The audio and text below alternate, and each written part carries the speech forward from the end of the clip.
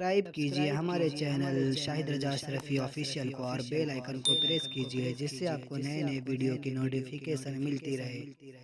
تو ناظرین السلام علیکم ورحمۃ اللہ وبرکاتہ۔ آج کا بیان حضرت سید امین القادری کا بیان رہے گا کہ پریشانی اور مصیبت کو دور کرنے کا بہترین وظیفہ، تو وہ کون سا وظیفہ ہے؟ تو پورا بیان ضرور سنیں اور اس پر عمل بھی کریں، اور آپ سے درخواست ہے، اپیل ہے کہ ہمارے چینل پر اگر نئے ہیں تو ضرور سبسکرائب کر لیں اور انسٹاگرام کا آئی ڈی آتا ہوا فالو کریں، میسیج کریں، انشاءاللہ آپ کو رپلائی ضرور دیا جائے گا۔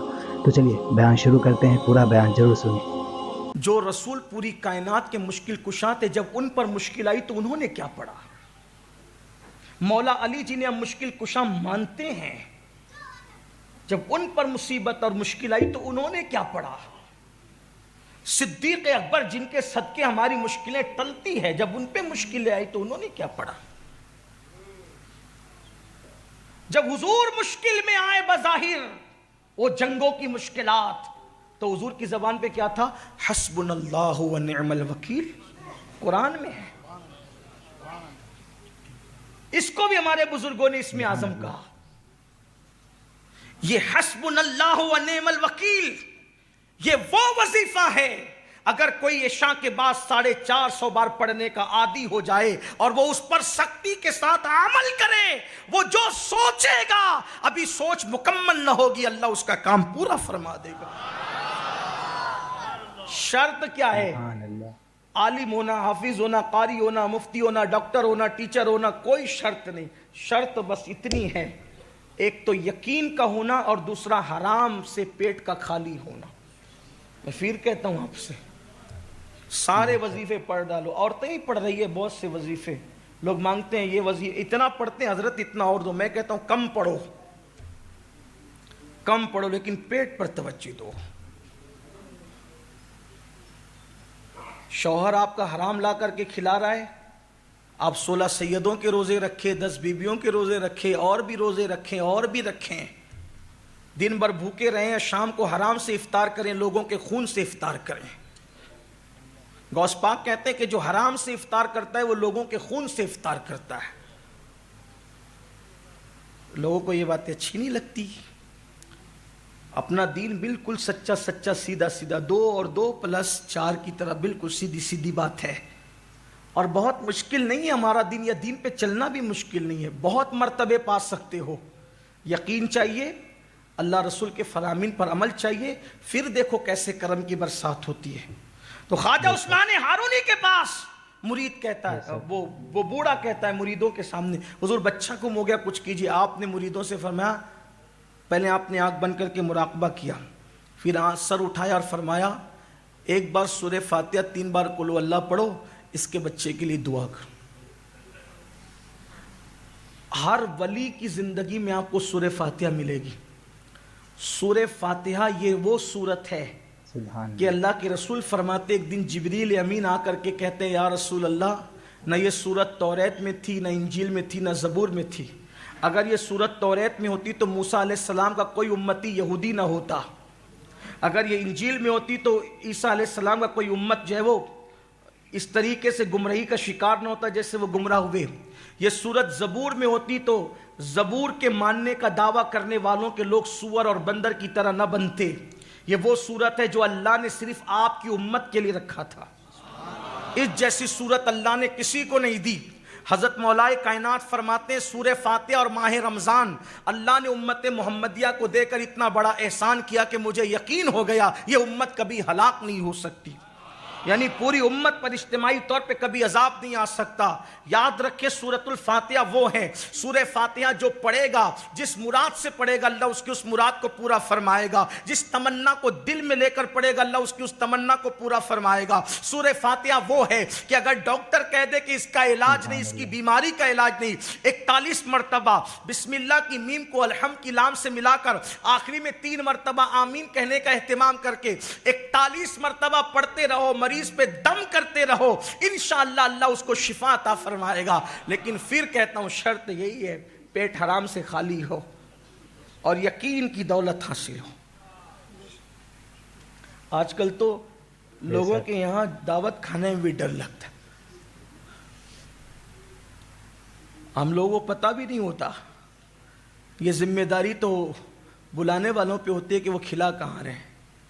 ہم تو حسن ظن کے ساتھ جاتے لیکن ڈر لگتا ہے، کیونکہ اللہ کے رسول علیہ السلام نے اس دور کے لیے فرمایا کہ سود اتنا عام ہو جائے گا، اتنا عام ہو جائے گا، اتنا عام ہو جائے گا کہ جو لوگ سود میں ڈوب جائیں گے، لوگ سود میں ڈوب جائیں گے، اور جو بچنا چاہیں گے، جو نہیں بچنا چاہیں گے تو ان کا تو کوئی میٹر ہی نہیں، ختم ہی ہے، لیکن جو بچنا چاہیں گے سود کے گرد و غبار ان تک پہنچ کر رہیں گے، یعنی جو بچنے والے ہوں گے ان تک بھی گرد و غبار پہنچے گا۔ آج تو گھروں میں بیٹھ کر لوگ رمی کھیل رہے ہیں، کروڑ پتی بننے کے چکر میں، ایزی منی کے چکر میں رمی کھیلی جا رہی ہے۔ کون جائے محنت کرنے، کون جائے پسینہ بہانے، کون جائے پسینے کے جسے جسم کو بدبودار بنانے۔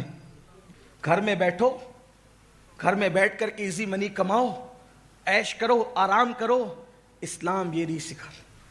اور پھر ایڈورٹائز کرنے والے بتا رہے ہیں اس کو کار مل گئی رمی کی وجہ سے، اس کو بنگلہ مل گیا، کروڑوں کا تم نے ہڑپ کیا اور چند لوگوں کو دیا تو اس کی اشتہار بازی کرتے ہو۔ یہ بھی تو بتاؤ کتنے روڈ پہ آئے، جوا نے کتنوں کو روڈ پہ لایا، کتنے مالداروں کو فقیر بنایا، کتنے دینے والوں کو مانگنے والا بنایا۔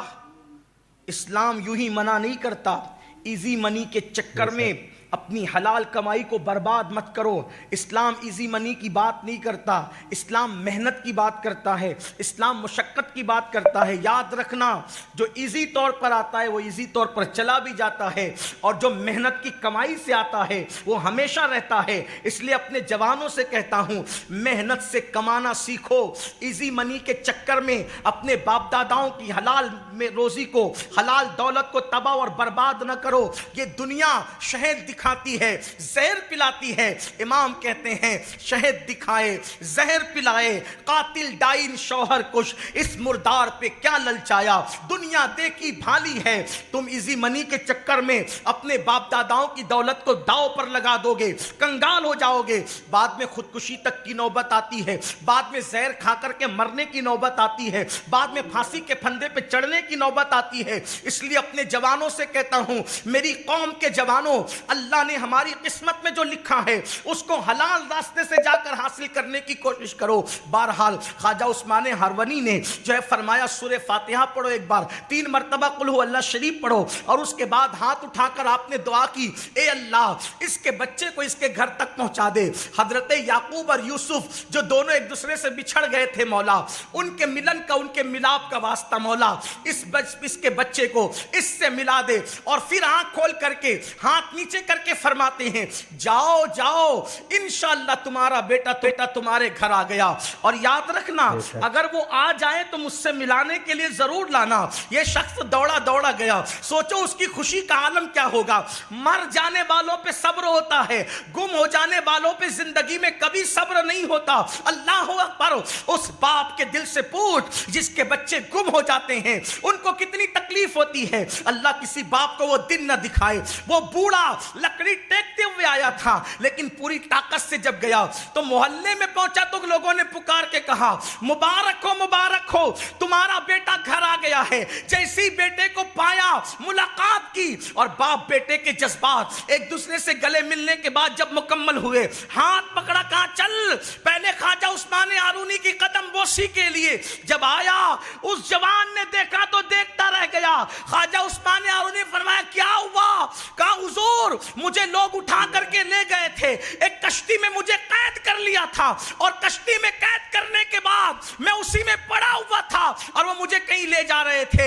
ایک بزرگ آئے اور مجھ سے کہا کہ تو یہاں سے اٹھ، میں اٹھا تو انہوں نے ہاتھ لگائی تو زنجیریں ٹوٹ گئی، اور اللہ اکبر، پھر انہوں نے اپنے پیروں سے میرے پیروں کو مس کیا اور فرمایا آنکھیں بند کر۔ میں نے آنکھیں بند کی، پھر کہا آنکھیں کھول، تو میں نے آنکھیں کھول دی تو میں نے اپنے آپ کو اپنے گھر میں پایا۔ تو اس نے کہا مگر اللہ کی عزت کی قسم میں حیران ہوں، وہ کوئی اور نہیں تھا، وہ تو آپ ہی کی صورت۔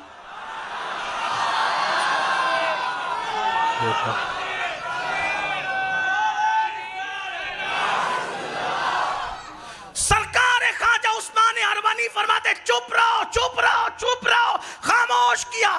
میرے اور آپ کی طرح ہوتا تو سینہ پھلا کر کے، جیسے کچھ بگڑے ہوئے لوگ کہتے ہیں کہ میری چھاتی بھی 56 کی ہے، तो वो भी 56 की छाती बना करके कहता कि देखा मेरी क्या करामत है।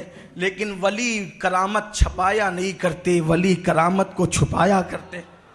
वलियों की पहचान तो ये भी है ना कि वो छपाने वाले नहीं होते, वो तो कहते हैं कि छुपाओ, इसलिए कि जिसको यार का पता मिलता है फिर वो मजमे में नहीं आता, वो तो मजमे से भागता है। मजमे का शौक उसको होता है जिसको यार नहीं मिलता। गरीब नवाज फरमाते यार का पता मिलता है तो यार का पता मिलने की पहली पहचान ये है कि वो सबसे भाग कर तन्हाई में जाता है, इसलिए कि दो आलम से करती है बेगाना दिल को। अजब चीज है लज्जत आशनाई, शहादत मकसूद मतलूब मोमिन, न माले गनीमत न किश्वर कुशाई।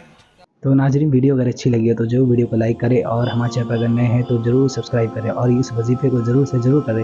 इंशाअल्लाह अल्लाह ताला सारी परेशानियाँ, बलाएँ, मुसीबतें, परेशानियाँ, आफतें सब दूर कर देंगे इंशाअल्लाह। तो अल्लाह से दुआ है कि अल्लाह हमें नेक अमल करने की तौफीक अता फरमाए, हर बला मुसीबतों से, परेशानियों से, आफतों से, बीमारियों से हिफाजत फरमाए। तो नाज़रीन, आप हमारे चैनल पर अगर नए हैं तो ज़रूर सब्सक्राइब करते हुए जाएँ, बेल आइकन को ज़रूर दबा लें ताकि आने वाला जो भी वीडियो आप तक पहुंच सके।